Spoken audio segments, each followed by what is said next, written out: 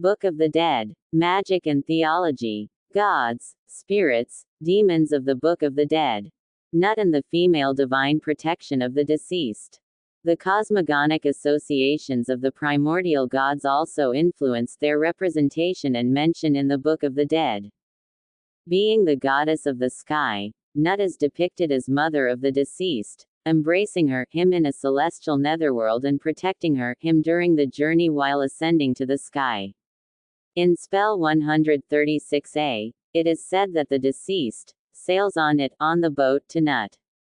In many other incantations, she is mentioned as mother of the sun god, and therefore the deceased is born from her womb, as is the sun god to whom the deceased assimilates. One of the most popular and beautiful images of the sky goddess, which is attested on funerary papyri also of genres other than the Book of the Dead, is that of Nut arching her body over a lying Jeb while supported by Shu, as occurs on one of the longest scrolls of the Book of the Dead, almost 40 meters, the so-called Papyrus Greenfield. The role of Nut as mother of the creator sun god and of the deceased, toward whom the other gods move in procession, is expressed at the end of one of the transformation spells mentioned above, namely spell 79. In his the sun god Autumn, beautiful processions to the body of the lower sky, he whom his mother Nut has borne.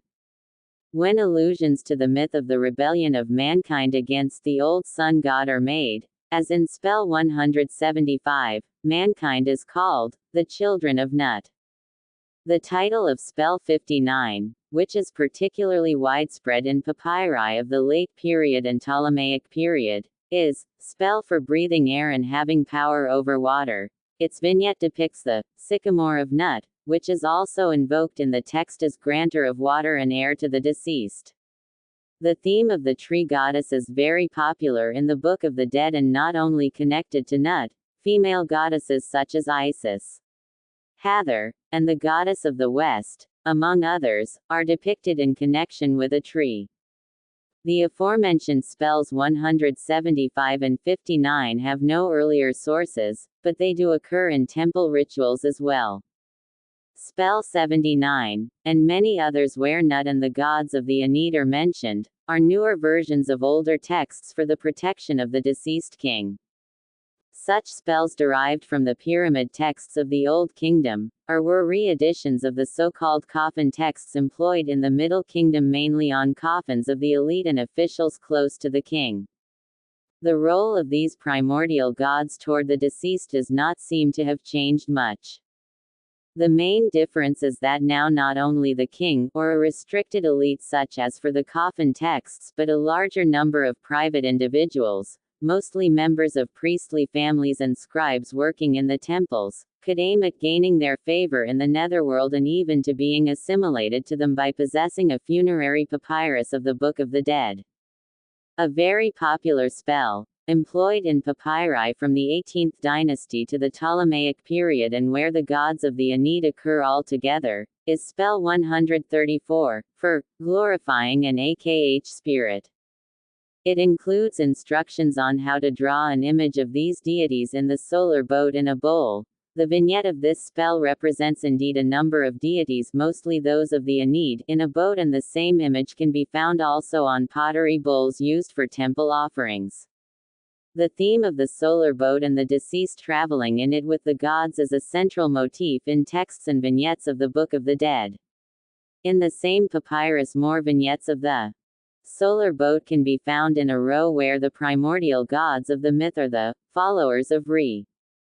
Another rather important female deity is Hathor, who, similar to Nut, can be part of the solar crew and is related to the tree goddess motif. Her main character in ancient Egyptian religion is that of goddess of sensuality, love, and female creative power, but, as also happens for other gods, in the funerary context of the Book of the Dead her role becomes more nuanced and focuses on her relationship with the deceased. In funerary texts, among others, are the books of breathing, and monuments of the later periods, in particular by the end of the Ptolemaic period and in the Roman period. It became common practice to refer to the female deceased as Hathor N, showing how the importance of this goddess in funerary cult and literature had grown and how she had become the female counterpart of Osiris. The funerary role of Hathor gains in importance starting from the New Kingdom. The frequent representations of the celestial cow of Hathor in the Book of the Dead is a consequence of this increased role as funerary deity, which is manifested in the form of a cow or as a woman with cow horns and the solar disk on her head. In particular, many Theban papyri of the Ramesside period employ in their closing section the vignette of Spell 186, depicting Hathor as a cow and as a manifestation of the Mistress of the West, emerging from the western mountain within a thicket of papyri, protecting the tomb depicted behind her and welcoming the deceased in the netherworld together with Ipet, the hippopotamus birth goddess. This motif, also popular on coffins of the Third Intermediate Period, includes an important detail, namely the wedged eye of the cow, which symbolizes another main character of Hathor as apotropaic goddess related to the furious eye of Re or to the eye of Horus. Papyrus Milbank closes with spell 162, which is an incantation, for providing heat under the head of the dead, and includes at the end a short colophon with instructions on reciting the spell, over a figure of the heavenly cow Ihet made of fine gold and placed at the throat of the Blessed One. The idea of female deities with apotropaic characters, which are connected to the eye of the god, is also attested by peculiar amulets where the dangerous goddess, such as Sekhmet, Neith, Isis, and Tefnut, is depicted on one side of the wedged eye. This sort of amulet is described in spell 163 of the Book of the Dead as well, as a representation of solar power. The vignette of spell 163, which is widespread in late papyri, represents indeed two-winged wedged eyes. Other divine cows, which are related to Hathor and other female cow goddesses in the myth, appear as well in the Book of the Dead. The vignette of spell 148 is the most representative in this respect, since it depicts the 7 celestial cows and their bull as providers of offerings and rebirth for the deceased. They are also a manifestation of the 7 Hathors, who are mentioned in literary texts as deities of fate, having the skill of predicting the future for the newly born.